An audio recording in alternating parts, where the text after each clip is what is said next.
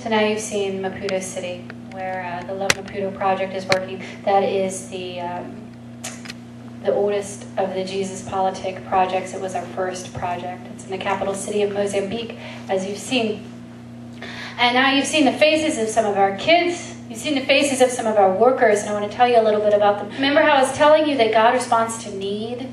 God responds to those that have no backup plan other than His plan. God responds to those that don't say, God, well, I'll do this, and if it doesn't work out, I'll just go back to my own life. No, they have given everything to do this. The local workers there, Pastor Paulo is who started Masana, the group that you saw in there.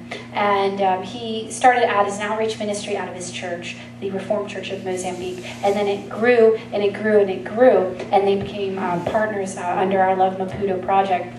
Basically, what the Love Maputo project does is more than half of the country is under 18. You've got a lot of children living on the streets, not necessarily because they're orphans, but because their families are so far beneath poverty level, and street life looks so glamorous that they leave and go there and can't find their way home.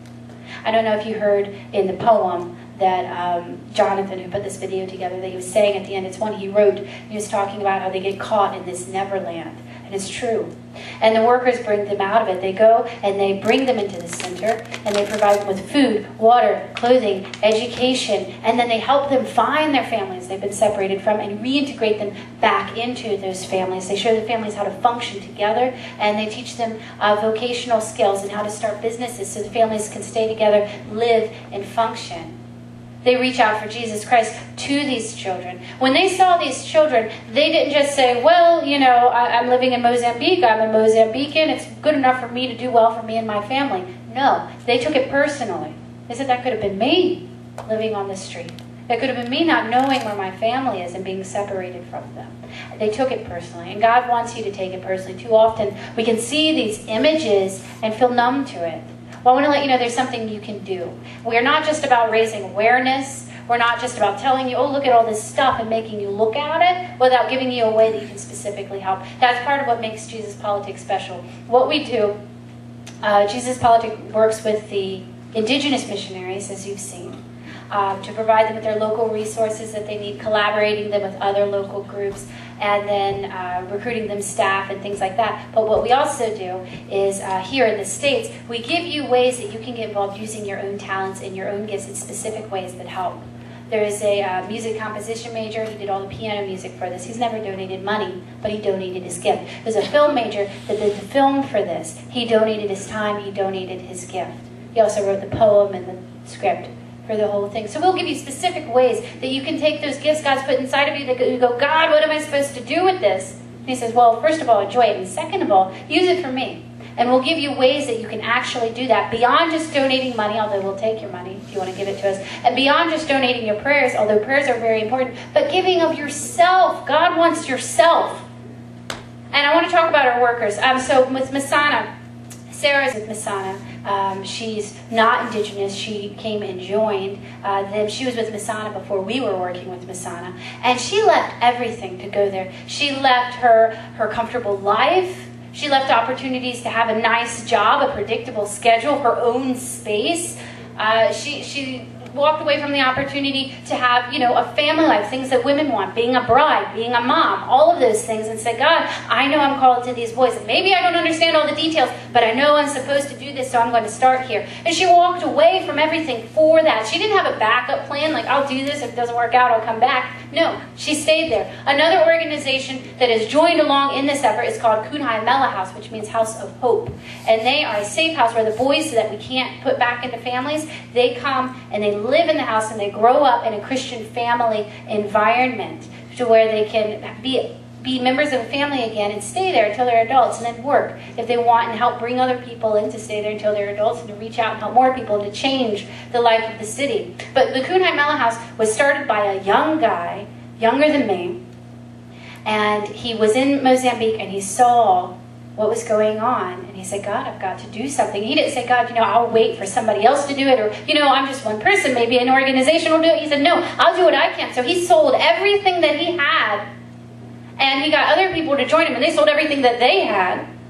And then they joined under our project, and God opened the door. He responded to their faithful action. This is a word for somebody. You might not have much, But do it. Give it. Even if it doesn't look like much. Even if it's a few bucks. Do it. And then God will open the door and provide the rest. Because he enjoys doing that. That's the only reason he does it. He likes to. And so they had the money that they'd raised. It wasn't enough to buy a house, but God opened a door and they got a house. And then they got a ministry vehicle. And now they've been able to reach out to all of these children that didn't have homes and provide them with homes. So they're the newest group that has joined. They're not limited to their own love. Love like that would have given up and say, gosh, well, this is costing a lot. No. It was God's love compelling them, pulling them. It's not like you have an option at that point. It's like, God, my life is yours, so here you go. I'm not going to try and do my own plan anymore. And so is there any questions about the Love Maputo project before I move on and tell you about India? Our newest project is the Hope for India project. And we just started this one last year. So it's a new one. It's a baby. It still needs your help. And this is also run by indigenous missionaries reaching out to their own people. And now, if you're living in India, that's a poor country, wouldn't it be enough just to say, God, I want to honor you. I'll be a Christian and be a minority here for you. And then I'll take care of my family. Wouldn't that be enough? But God was calling them to do more. So Brother John and his wife decided it's not just enough to care for us and our family. We're going to bring in other people. We're going to care for them. And that was the basis of the Hope for India orphanage when it started. In India, if you have AIDS, you are denied medical treatment entirely. You cannot go into a hospital and get medicines. You're not allowed. It was the last country to be affected by the AIDS epidemic. That might have something to do with it. But it's opened a great door for evangelism. There are lots and lots and lots of children that have lost their parents to AIDS, and they're just orphans. They're just living in the streets. Have any of you guys seen Slumdog Millionaire, the movie that came out? It's very accurate. It is not exaggerated. It is like that. It's just endless. There's always these children living in the streets being taken advantage of. And these are the children that they're helping. Children that have AIDS, children that have lost their parents to AIDS, and they've brought them into their home, and they're being helped now by the Hope for India project. They've also started to do medical camps in the urban and the rural slum areas. They go out to them and provide medicines. So the people that have AIDS can come and get medicines, and they talk with them on a regular basis. And it's during that time that we're able to witness and to tell them about Jesus Christ.